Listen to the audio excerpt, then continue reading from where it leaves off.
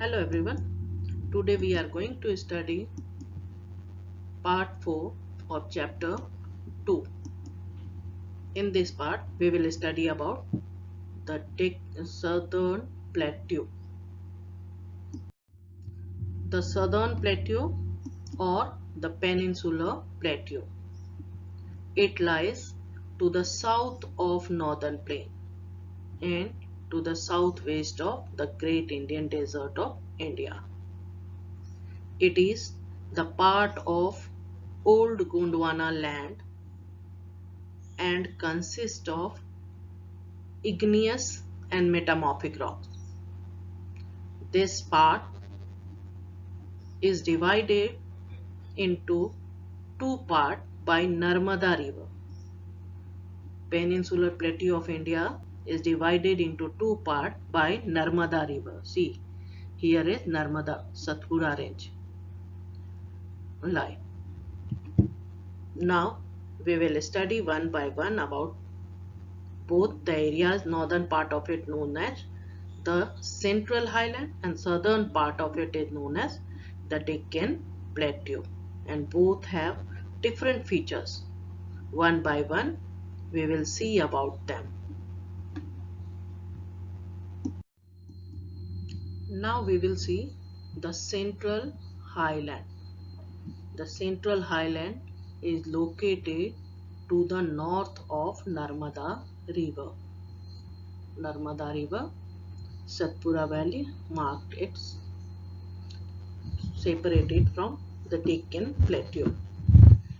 Central Highland is broader in the west and moving eastward it becomes narrower. This western part known as Malwa Plateau, which is bounded by group of hills. Plateau region consists of plateau and hills. The hills lying to the northwest of it is called Aravali Range. Aravali Range, which is Old Fold Mountain. And to the south of it, it is bounded by Vindhya Range. It is highly undulating in nature. Many rivers drain this region. Chambal, Ken, Betwa are the main rivers which go to river Ganga. And moving eastward, it becomes narrower, and the plateau locally known as Bundelkhand, Baghelkhand, and its eastward extension is known as Chota Nagpur Plateau, which is drained by river Damodar.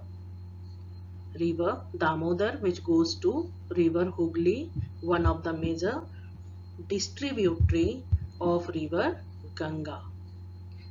Remember one thing, river Damodar is a tributary which join the distributary of river Ganga. Generally, tributary join the main river, but Damodar is tributary of Ganga, but not, it directly does not join river Ganga.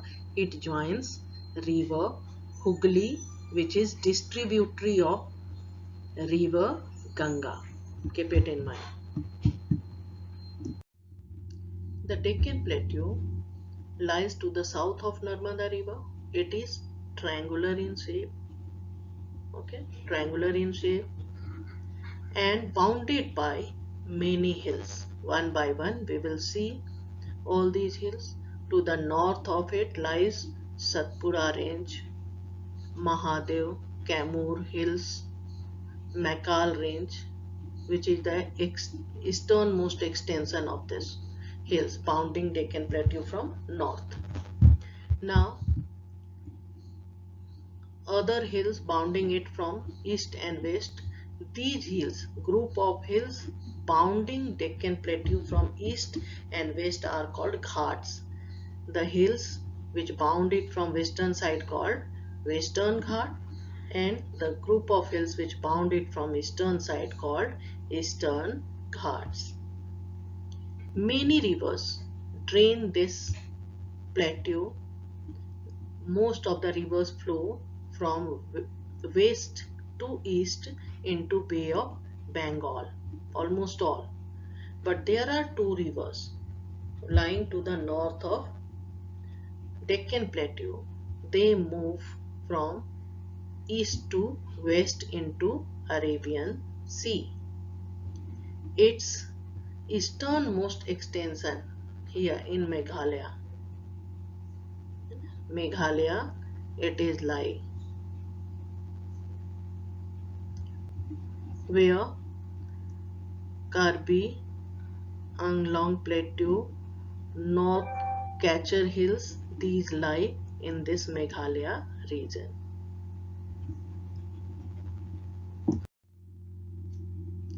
The plateau lies in Meghalaya, locally known as Karbi Anglong Plateau. Karbi Anglong Plateau and North Catcher Hills. The hills bounding this plateau in Meghalaya are Garo, Khasi and Jayantiya. These hills are the part of this peninsular plateau, Garo, Khasi, Jayantiya, lying in Meghalaya. Must remember. Now we will study in detail about Ghats. Ghats, group of hills bounding the Deccan Plateau from east and west. They differ in their nature. Western Ghats are higher and continuous. Now we will study in detail about Western and Eastern Ghats. Ghats, which are group of hills bounding the Deccan Plateau from east and west. Eastern margin and western margin. As you are seeing in diagram, Western Ghats are continuous and consist of hills Satmala, Annamalai, Cardamom and Nilgiri hills. Nilgiri is the southernmost part of it, where Eastern Ghats also come and north. While Eastern Ghats are highly dissected in nature, means highly irregular in nature, and the hills which are found in it are Savaroy Hills, Javedi Hills, which extend up to southern part. They lies in southern part of it. The average height elevation of Western Ghat ranges between 900 to 1600 meter, while Eastern Ghat, its average height is only 600 meters. Highest peak of peninsular plateau lies in Western Ghat in Annamalai Hills with Annaimudi. The highest peak of peninsular plateau is Annaimudi, which is 2695 meters high above the sea level. Second highest peak is Doda Beta, that is also in this region, 2637 meters high, while highest peak in Eastern Ghat is Mahendra Giri with 1501 1 meters high above the sea level. Now Ooty and Kodaikanal, all these lies in this region. One of the important feature of Deccan Plateau is it consists of black soil which is suitable for cultivation of cotton.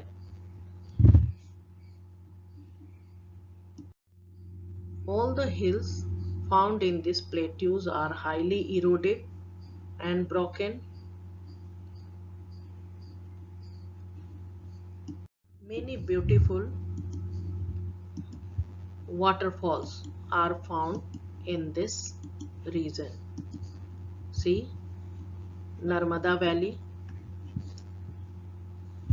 the deltas, the rivers flowing through Deccan Plateau form deltas, the deltas of river Godavari and Krishna, Job Falls lying in peninsular plateau. So these are the main features of Deccan Plateau. It slopes from west to east, and the rivers flow from west to east. But due to rivers, the Western Ghats are continuous. All the rivers originate from eastern side of Western Ghat and goes to Bay of Bengal. That is why the Eastern Ghats, hills of Eastern Ghats are highly irregular. So that's all for today. Thank you.